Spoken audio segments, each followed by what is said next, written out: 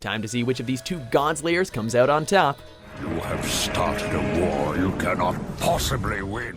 Welcome to WatchMojo.com, and in this installment of Video Game Duels, we're pitting the God of War Kratos against the Umbra Witch Bayonetta.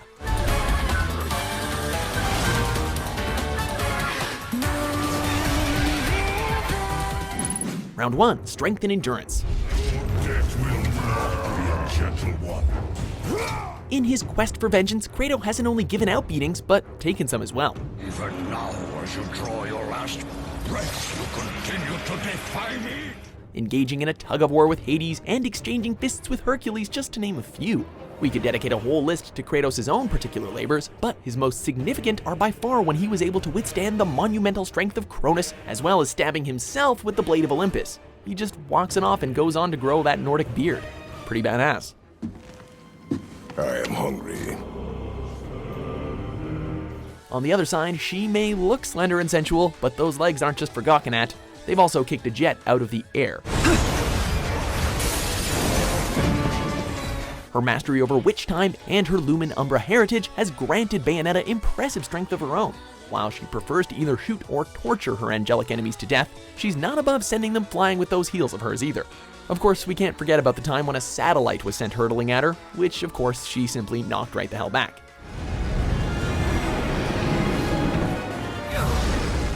Bayonetta may be powerful, but she relies more on her talents as a witch than brute force. Plus, she hasn't taken as many beatings as Kratos, who came back after literally tearing himself apart.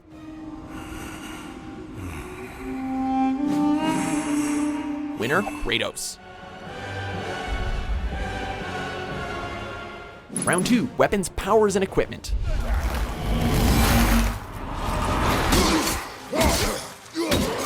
Where do we even begin with this one? Kratos' most reliable weapons have always remained some variant of the Blades of Chaos, able to slice apart enemies up close or at a distance.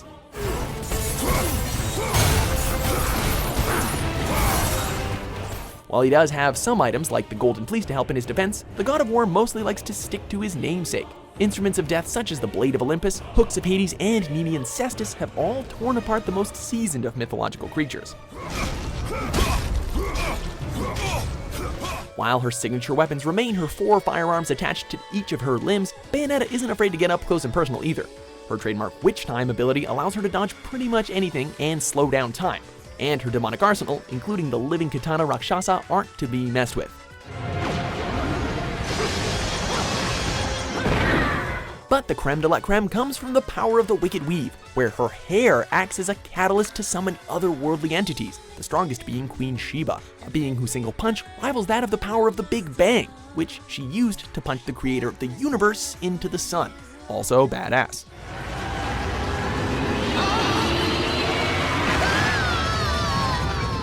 We love Kratos' weaponry as much as the next guy, but Witch Time is the true game changer here. Kratos does have the Amulet of Fates that can match Bayo's ability, but it only works if he's close to a statue of the Fates, whereas Bayonetta can trigger this ability at the drop of a hat, easily giving her the upper edge.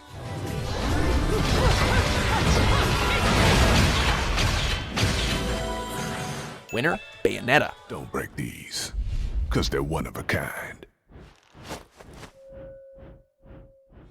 Round 3, Allies. You always know how to make an entrance, John. Oh boy, this one definitely isn't in Kratos' favor, since everyone who looks like they might be a friend either ends up dead or betrays him, or both. You disappoint me, Spartan. Ares turned him into the mightiest soldier, but tricked him into killing his family. Zeus granted him the Blade of Olympus, but then later used it to send him to the underworld. The Titans brought him back for his final vengeance, only to send him to the underworld again. Even the good-hearted ones like Pandora, Athena, and Orcus end up fading out of existence after helping him out. Man, this guy just can't catch a break. For you to be free, I must die by your hand. While originally a mysterious and confrontational figure from her past, Bayonetta's closest confidant is her fellow Umbra Witch, John, who is equally as flashy and just as good at laying the smackdown on angels. Then there's Rodan, a fallen angel who not only makes a mean cocktail, but also provides her with all of her devilish weaponry. They may be few, but their talents in killing ensure Bayonetta is always locked and loaded and has someone at her back that she can trust. Right. I'll go easy on you guys, so let's have some fun.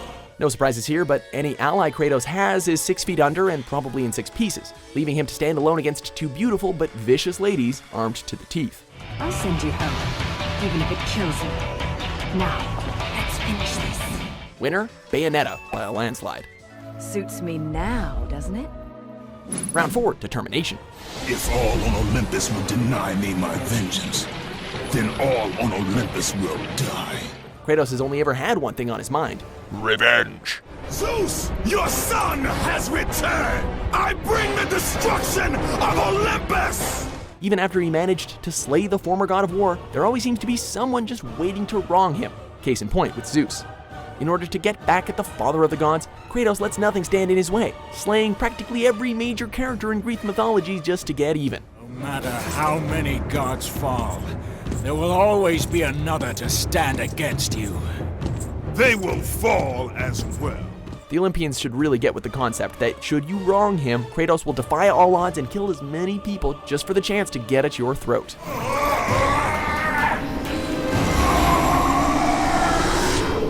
After awakening with no memory of who she was, Bayonetta pursued her past, which more often than not involved taking out the inhabitants of Heaven's spheres. Where did you get this? You gave it to me, Mummy, for my birthday. Her laid-back attitude may seem a little disconcerting, but that's because she knows how powerful she is, and even the strongest of angels is just a footnote on her way to the truth. As such, she doesn't come across as desperate in her goals, much preferring a brisk pace. Of course, if you try to harm a friend of hers in any way, you're in for a beating of a lifetime. I'm not one for pets who don't listen to their masters. One point that's worth mentioning is that both characters, at some stage, end up escaping from their game's version of hell. But a fixation on such a poisonous goal as revenge has allowed Kratos to push himself to the very limits, and as such, he's been able to overcome obstacles and enemies that few could. Even at her most passionate, Bayonetta doesn't seem to have quite as much drive as the Ghost of Sparta. No, I have no father. Winner, Kratos. I do not seek to destroy Olympus, only Zeus. Round 5, Exploitable Weaknesses. A single tear and you'll be crying alone. Got it? Okay, Mummy. You can't go through everything Kratos has been through without being at least partially traumatized. The constant guilt from killing his family, his ever-present rage, it comes as no surprise that he's kind of unhinged. Of course, instead of breaking down and weeping, it's more likely to fuel the fire of his anger. Of all the lives you should worry about, Helios, mine is not one of them. He'll sacrifice almost anything to achieve his goal, aka that time he used a helpless woman to jam a mechanism. Not to mention with the upcoming PS4 God of War game, Kratos will lose control if his rage is not kept in check.